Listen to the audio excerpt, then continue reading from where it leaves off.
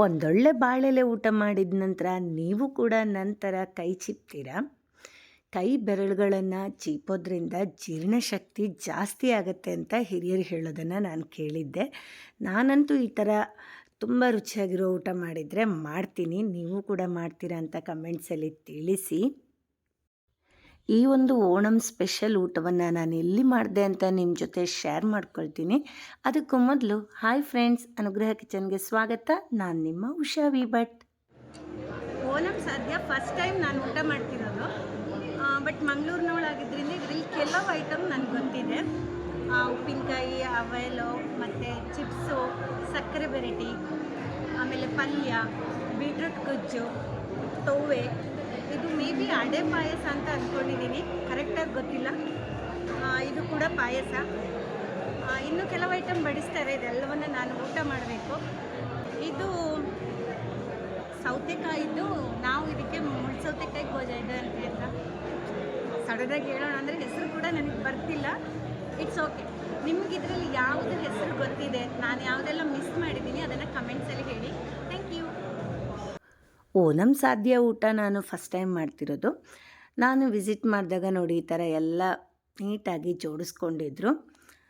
ಇಲ್ಲಿ ಓಣಂ ಸಾಧ್ಯ ಈ ಒಂದು ವೀಕ್ ಮಾತ್ರ ಇರುತ್ತೆ, ಆದರೆ ಇಲ್ಲಿ ರೆಗ್ಯುಲರ್ ಆಗಿ ಕರ್ನಾಟಕ ಸ್ಪೆಷಲ್ ಬಾಳೆಲೆ ಊಟ ಯಾವಾಗಲೂ ಇರುತ್ತೆ. ಈ ಜಾಗಕ್ಕೆ ಈ ಮೊದಲೇ ವಿಸಿಟ್ ಮಾಡಿದವ್ರಿಗೆ ಈ ಪ್ಲೇಸ್ ಎಲ್ಲಿ ಅಂತ ಗೊತ್ತಾಗಿರುತ್ತೆ. ಆದರೂ ವಿಡಿಯೋನ ಸ್ಕಿಪ್ ಮಾಡದೆ ಕೊನೆ ತನಕ ನೋಡಿ, ಎಲ್ಲಿ ಅಂತ ಹೇಳ್ತೀನಿ. ಊಟಕ್ಕೆ ಕುಳಿತು ಬಾಳೆಲೆ ತೊಳೆದ ನಂತರ ನೋಡಿ ಒಂದಾದಮೇಲೆ ತಂದು ಎಲ್ಲವನ್ನು ಬಡಿಸಿದ್ರು. ಆ್ಯಕ್ಚುಲಿ ಇದರಲ್ಲಿ ನನಗೆ ಇನ್ನೂ ಒಂದು ಕೆಲವಷ್ಟು ಹೆಸರು ಗೊತ್ತು, ಆದರೆ ಸಡನ್ನಾಗಿ ಹೆಸರು ಹೇಳಿ ಅಂತ ಹೇಳಿದಾಗ ನನಗೆ ಅದರ ಹೆಸರೇ ಬಾಯಿಗೆ ಬರಲ್ಲ. ನಿಮಗೂ ಕೂಡ ಇದೇ ಥರ ಆಗುತ್ತಾ? ಒಂದೇ ಪದಾರ್ಥವನ್ನು ಬೇರೆ ಬೇರೆ ಜಾಗದಲ್ಲಿ ಬೇರೆ ಬೇರೆ ಹೆಸರಿಂದ ಕರೀತಾರೆ. ನಮ್ಮೂರಲ್ಲಿ ಒಂದು ಹೆಸರಿಂದ ಕರೆದ್ರೆ ಇನ್ನೊಂದು ಕಡೆ ಇನ್ನೊಂದು ಹೆಸರಿರ್ಬೋದು. ಹಾಗಾಗಿ ನೀವು ಇಲ್ಲಿ ಬಾಳೆಲೆ ಮೇಲೆ ಬಡಿಸಿರುವಂತಹ ಅಷ್ಟು ಪದಾರ್ಥವನ್ನು ಯಾವ ಹೆಸರಿನಿಂದ ಕರಿತೀರಾ ಅಂತ ನನಗೆ ಕಮೆಂಟ್ಸಲ್ಲಿ ತಿಳಿಸಿ. ಮಲಯಾಳಮಲ್ಲಿ ಹೇಗೆ ಕರೀತಾರೆ ಅನ್ನೋದನ್ನು ನಾನು ಡಿಸ್ಕ್ರಿಪ್ಷನ್ ಬಾಕ್ಸಲ್ಲಿ ಹಾಕಿರ್ತೀನಿ, ನೋಡ್ಕೋಬಹುದು. ಈ ಒಂದು ಸ್ಪೆಷಲ್ ಓಣಂ ಸಾಧ್ಯ ಊಟ ಇರುವಂಥದ್ದು 1 ವೀಕ್ ಅಷ್ಟೇ. ಆಗಸ್ಟ್ 22ಕ್ಕೆ ಶುರುವಾಗಿದೆ, 30ರ ತನಕ ಈ ಒಂದು ಊಟ ಸಿಗತ್ತೆ. ಇಷ್ಟರ ಒಳಗೆ ವಿಸಿಟ್ ಮಾಡಿದರೆ ಈ ಒಂದು ರುಚಿಯಾಗಿರುವಂತಹ ಓಣಂ ಸಾಧ್ಯವನ್ನು ಸವಿಬಹುದು.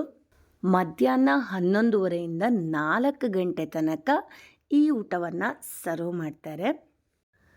ನಾನಂತೂ ಈ ಬಾಳೆಲೆ ಮೇಲೆ ಬಡಿಸಿದಂಥ ಅಷ್ಟು ತಿನಿಸುಗಳನ್ನು ತಿಂದು ತೆಗೆದೆ. ತುಂಬಾ ರುಚಿಯಾಗಿತ್ತು ಕೂಡ. ಮನೆಯಲ್ಲಿ ಅಮ್ಮ ಅಥವಾ ಅಜ್ಜಿ ಮಾಡಿರುವಂತಹ ಒಂದು ಅಡುಗೆ ನಮಗೆ ಎಷ್ಟು ರುಚಿಯಾಗಿರುತ್ತೆ ಅಲ್ವಾ, ಅದೇ ಥರ ಈ ಓಣಂ ಸಾಧ್ಯ ಕೂಡ ತುಂಬಾ ರುಚಿಯಾಗಿತ್ತು. ಬೆಂಗಳೂರಲ್ಲಿರುವ ನನಗೆ ಒಂದು ಸಲ ಊರಿಗೆ ಹೋಗಿ ಊಟ ಮಾಡಿದಂತಹ ಒಂದು ಖುಷಿ ಆಯಿತು ಅಂತಲೇ ಹೇಳ್ಬೋದು. ನಮಗೆ ಓಣಂ ಸ್ಪೆಷಲ್ ಊಟ ಮಾಡೋಕ್ಕೆ ಬಂದಿದ್ದೀವಿ. ಇದರಲ್ಲಿರೋ ಒಂದು 25 ಐಟಮಲ್ಲಿ ಒಂದು 5 ಐಟಮ್ ಹೆಸರು ಮಾತ್ರ ಗೊತ್ತು. ಹೆಸರು ಏನಕ್ಕೆ ಮ್ಯಾಟರ್ ಆಗುತ್ತೆ ಹೇಳಿ, ತುಂಬಾಡ ಇರುತ್ತೆ ಅನ್ನೋ ಗ್ಯಾರಂಟಿ ಇದೆ. ಸರಿಯಾಗಿ ಬಾರ್ಸಕ್ಕಂತೂ ರೆಡಿ ಆಗಿದ್ದೀವಿ. ನನ್ನ ಫೇವ್ರೇಟ್ ಇರುವಂಥ ಸುಮಾರು ಫುಡ್ ಇದೆ. 15-20 ವರ್ಷದಿಂದ ಆಫೀಸಲ್ಲಿ ಓಣಂ ಫುಡ್ ತಿಂತಾ ಇದ್ದೆ. ಇವತ್ತು ರಾಮೇಶ್ವರಮಿಗೆ ಬಂದು ತಿನ್ನುವಂಥ ಸೌಭಾಗ್ಯ ಜಮಾಯಿಸ್ಬಿಡೋಣ. ಈ ಒಂದು ರುಚಿಯಾಗಿರುವಂತಹ ಓಣಂ ಸಾಧ್ಯ ನಾನು ಊಟ ಮಾಡಿರುವಂಥದ್ದು ಬೊಮ್ಮಸಂದ್ರದಲ್ಲಿರುವಂತಹ ರಾಮೇಶ್ವರಂ ಕೆಫೆನಲ್ಲಿ. ನೀವು ನಿಮ್ಮ ಫ್ಯಾಮಿಲಿ ಜೊತೆ ಆಗಸ್ಟ್ 30ರೊಳಗೆ ವಿಸಿಟ್ ಮಾಡಿದರೆ ಈ ಒಂದು ಓಣಂ ಸಾಧ್ಯ ಸವಿಬಹುದು. ಈ ಒಂದು ಊಟದ ಪ್ರೈಸ್ 550 ರೂಪಾಯಿ ಇರುತ್ತೆ. ಊಟ ತುಂಬಾ ಚೆನ್ನಾಗಿದೆ, ಅನ್ಲಿಮಿಟೆಡ್ ಆಗಿ ಸರ್ವ್ ಕೂಡ ಮಾಡ್ತಾರೆ. ನಾನಂತೂ ಈ ಊಟವನ್ನು ಎಂಜಾಯ್ ಮಾಡಿದೆ ಅಂತಲೇ ಹೇಳ್ತೀನಿ. ನನ್ನ ಬಾಳೆ ಎಲೆ ನೋಡಿದ್ರೇ ನಿಮ್ಗೆ ಗೊತ್ತಾಗ್ಬೋದು, ಫುಲ್ ಖಾಲಿ ಮಾಡಿದ್ದೀನಿ ಕೂಡ. ನೀವೇನಾದರೂ ನನ್ನ ವಿಡಿಯೋನ ಮೊದಲ ಬಾರಿಗೆ ನೋಡ್ತಾ ಇದ್ದರೆ ನನ್ನ ಚಾನಲನ್ನು ಸಬ್ಸ್ಕ್ರೈಬ್ ಮಾಡ್ಕೊಳ್ಳಿ, ಹಾಗೆ ಲೈಕ್ ಶೇರ್ ಮಾಡೋದನ್ನು ಮರಿಬೇಡಿ. ಈ ಒಂದು ವಿಡಿಯೋನ ಯಾರಿಗೆ ಶೇರ್ ಮಾಡಬೇಕು ಅಂತಂದರೆ, ಈ ಒಂದು ಓಣಂ ಸಾಧ್ಯ ತುಂಬಾ ಇಷ್ಟಪಡುವಂಥವರಿಗೆ ಶೇರ್ ಮಾಡಿ, ಹಾಗೆ ಫ್ಯಾಮಿಲಿ ಫ್ರೆಂಡ್ಸ್ ಜೊತೆ ವಿಸಿಟ್ ಮಾಡಿ ಅಂತಲೂ ಹೇಳ್ತೀನಿ. ನೀವೇನಾದರೂ ಈ ಮೊದಲೇ ಅಂದರೆ ಊಟ ಶುರುವಾಗಿ ಇವಾಗಲೇ 2 ದಿನ ಆಗಿರುತ್ತೆ. ನೀವೇನಾದರೂ ವಿಸಿಟ್ ಮಾಡಿದರೆ ಊಟ ನಿಮ್ಗೆ ಹೇಗೆ ಅನ್ನಿಸ್ತು ಅಂತ ಕೂಡ ಕಮೆಂಟ್ಸಲ್ಲಿ ತಿಳಿಸೋದನ್ನು ಮರಿಬೇಡಿ.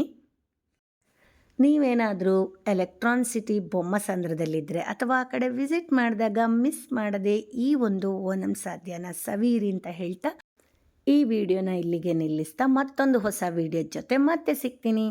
Thanks for watching.